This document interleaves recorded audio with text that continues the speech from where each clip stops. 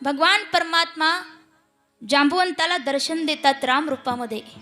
जांबुवंत महाराज रडायला लागले, क्षमा मागायला लागले, प्रभू हे मी काय करून बसलो, तुम्ही आज माझ्या घरी आलात, मी तुमची पूजा केली नाही, मी तुमचा मान सन्मान केला नाही, मी तुमची सेवा केली नाही, मी तुमच्याशी युद्ध केलं, तुम्हाला त्रास दिला, म्हणून रडायला लागले, माफी मागायला लागले। देव म्हणाले, जांबुवंत रडू नका, यात तुमची काही चूक नाही, हे सगळं मीच घडून आणलं, कारण राम अवतारामध्ये तुम्हीच माझ्याजवळ इच्छा व्यक्त केली होती, तुम्हाला माझ्याशी कुस्ती खेळायची होती, पण त्यावेळेस मर्यादेमध्ये होतो, त्यामुळं मी तुमची इच्छा या अवतारामध्ये पूर्ण केली आहे। तेव्हा जांबुवंतानं भगवंताची त्या ठिकाणी पूजा केली, भगवंताची सेवा केलेली आहे। आणि देवाने त्या ठिकाणी जांबुवंताला तो मणी परत मागितला, शेमंतक मणी हा माझ्या राज्यातला आहे, तर ज्या माणसाचा आहे त्याला परत द्यायचा आहे। तेव्हा जांबुवंत म्हणतात, प्रभू हा मणी तर मी तुम्हाला देणारच आहे, पण माझ्या मनातली अजून एक इच्छा आहे, ती म्हणजे माझी एक मुलगी आहे जांबुवंती नावाची, तिच्यासाठी मी वर शोधत होतो, पूर्ण जगामध्ये पाहिलं पण तिच्या योग्यतेचा एकही वर मला मिळाला नाही, आज तुम्हाला पाहिलंय तर आता वाटतंय की आता तिला तुमच्यासारखा योग्य पती कुठेही मिळणार नाही, कृपया माझ्या मुलीचा स्वीकार करा। तेव्हा देवानी जांबुवंताच्या कन्येशी जांबुवंतीशी गंधर्व पद्धतीने त्या ठिकाणी विवाह केला। विवाह सोहळा त्यांचा संपन्न झाला। मग विवाहाला सगळे तिथं कोण आहेत, सगळे अस्वल आहेत, काही वानर आहेत, तेवढ्यात तिथं नारदांचं आगमन झालं। आणि नारदांना गायनाचा फार अभिमान झालेला होता। नारदांना वाटायचं माझ्यासारखा मोठा गायक जगामध्ये कोणी नाही, कारण माणूस थोडा मोठ्या पदावर गेला आणि एखादा माणूस समजा मुख्यमंत्र्यासोबत राहतोय, तर त्याला वाटतं मी मुख्यमंत्र्याचा फार महत्त्वाचा जवळचा माणूस आहे, म्हणून त्याला अभिमान वाटतो। नारदांनाही वाटते की मी देवाच्या सगळ्यात जवळच आहे, देव माझ्यावर फार प्रेम करतात, मी दिवस रात्र देवाचं नाम गातो, याच्यामुळे अभिमान वाढलाय की माझ्यासारखं गायन कोणाला जमत नाही।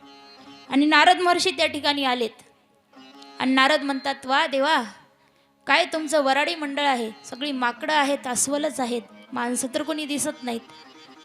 तेव्हा देव म्हणतात, नारदा बरं झालं तू आलास, इथं एकदम सुन्न सुन्न वाटत होतं, फिक्क फिक्क वाटत होतं, कारण लग्न म्हटलं की संगीत पाहिजे, लग्नामध्ये संगीत असे तर अजून जास्त आनंद उत्साह वाढतो।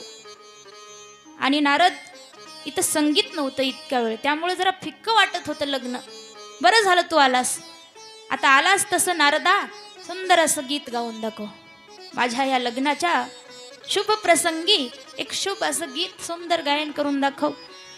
आता नारदाला गायनाचा अभिमान झालेला। नारद म्हणतो, देवा अहो इथं गायन कळायसारखं श्रोता आहे कोण, ही माकडं आणि ती अस्वल, यांना कुठं गायन कळतंय का, गायनातलं यांना काय कळतंय, आणि माझ्यासारखा मोठा गायक आणि अशा श्रोत्यांसमोर जर मी गायन केलं माझी काय इज्जत राहील, माकडांसमोर अस्वलासमोर मी गायन करू म्हणाले नारद, मी एवढा मोठा गायक आणि समोर श्रोता तरी त्या योग्यतेचा पाहिजे, ज्यांना गायनातलं काही समजलं पाहिजे। आता या माकडांना या अस्वलांना गायनच कळत नाही, गाणंच कळत नाही यांना, तर मग मी कशाला गाऊ। देव म्हणाले, ठीक आहे नारदा, तुझी इच्छा नसेल तर मग एक काम कर, तुझा तेवढा विना देऊन टाक, ही अस्वल गायन करतील म्हणून सांगितलं। आणि 2 अस्वलांना उठवलं देवाने, उठा रे आणि गायन करून दाखवा। समोरच एक दगड ठेवलेला, त्या दगडावर 2 अस्वल बसले, नारदांचा विना घेतला त्यांनी गळ्यामध्ये अडकून आणि दोघांनी गायनाला सुरुवात केली, स्वर लावला, एवढा मधुर एवढा सुंदर स्वर लावला त्यांनी आणि गायला सुरुवात केली। एवढं सुंदर गायन करू लागले की ज्या नारदांनी त्यांची टिंगल केली त्यांना गावंढळ समजलं, त्यांना मूर्ख समजलं, ते नारद सुद्धा त्या ठिकाणी आता डोलायला लागलेत आणि नारदांना लाज वाटायला लागली की मी काय म्हणालो आणि काय झालं। एवढे सुंदर गायले अस्वलांनी, गायन एवढं सुंदर केलं की त्यांच्या गायनाचा प्रभाव असा झाला की त्यांनी ज्या दगडावर बसून गाऊ लागले ना, तो दगड विरघळायला लागला, त्याचं पाणी व्हायला लागलं, असा त्यांच्या गायनाचा प्रभाव, एवढं भारी गायन केलं।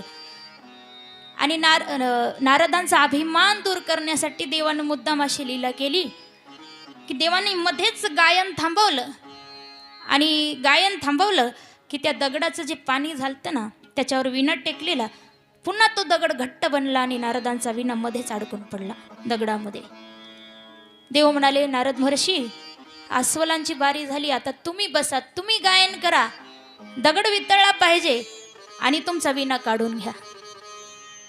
नारद, त्यांना लाज वाटायला लागली. नारद आता गायला बसले. नारदांनी गायन केलं, पण नारदांचं गायन एवढं गोड लागेना जेवढं त्या अस्वलांनी गायले होते.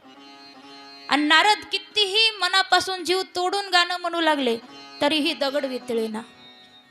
शेवटी नारदांना लाज वाटली, उठले आणि देवाच्या पायावर लोटांगण घातलं. देवा माफ करा, मला गायनाचा अभिमान झाला होता, आता एवढा माझा विणा काढून द्या म्हणले. मी या विण्याशिवाय जगू शकत नाही, सगळं माझं भांडवलच माझा विणा आहे. आणि तो विणाही स्वतः देवानेच नारदांना दिलेला आहे. देवा माझा विणा मला पाहिजे. तेव्हा देवाने मग त्या अस्वलांना परत गायनाला बसवलं. अस्वलांनी गायन केल्यावर दगड परत एकदा वितळला आणि नारदांचा विणा काढून दिला.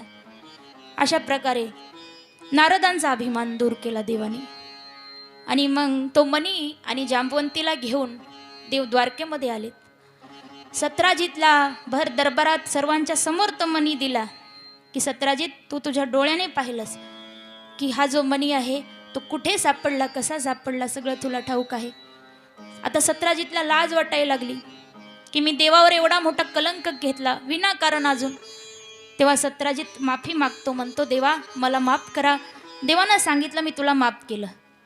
सत्राजित म्हणाला, देवा तुम्ही जर मला माफ केलं असेल तर माझी एक इच्छा आहे की माझी मुलगी आहे सत्यभामा नावाची, तिचा तुम्ही स्वीकार करा. तेव्हा देवाने सत्यभामासोबत लग्न केलं. देवाचं तिसरं लग्न झालं. पहिलं रुक्मिणीसोबत, दुसरं जांबवंतीसोबत, तिसरं सत्यभामासोबत. देवाचा चौथा विवाह झाला कालिंदी बरोबर. सूर्याची मुलगी होती कालिंदी नावाची. तिला भगवान श्रीकृष्ण परमात्मा आवडत होते, पण देवाला पतिरूपात प्राप्त करणं काही सोपं नाही. त्यासाठी खूप तप पाहिजे, खूप पुण्य पाहिजे. म्हणून तिने तपश्चर्या केली, अनेक वर्ष साधना केली. तिच्या तपाला प्रसन्न होऊन भगवंताने तिला पत्नी म्हणून स्वीकार केलं. असे 4 लग्न. देवाचा 5वा विवाह झाला की एक मित्रविंदा नावाची राजकुमारी होती, तिच्याशी. अवंती नगरीचा राजा होता मित्रविंद, त्याची कन्या होती मित्रविंदा. तिची कहाणी आणि माता रुक्मिणीची सेम टू सेम कहाणी आहे.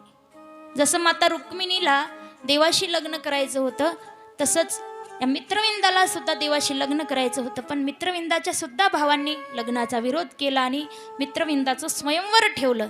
तेव्हा भगवान स्वयंवरात जाऊन मित्रविंदाचं हरण करून तिला सुद्धा द्वारकेला घेऊन आले आणि तिथं त्यांचं लग्न झालं. असे 5 विवाह. देवाचा 6वा विवाह झाला. सत्या नावाची राजकुमारी होती, सत्यसेन नावाची. सत्यसेन नावाचा राजा, त्याची मुलगी होती सत्या. देवाचा 7वा विवाह झाला. भद्रसेन राजाची मुलगी होती भद्रा. भद्रा नावाची राजकुमारी, तिच्याशी देवाचा 7वा विवाह झाला. आणि देवाचा 8वा विवाह झाला.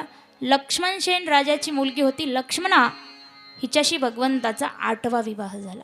असे फक्त देवाचे 8 लग्न अलग अलग झाले. बाकी 16,100 विवाह देवाने एकदाच केले. ते देवाला का करावे लागले, तर असा उल्लेख आला भागवतामध्ये की एक भौमासूर नावाचा राक्षस होता.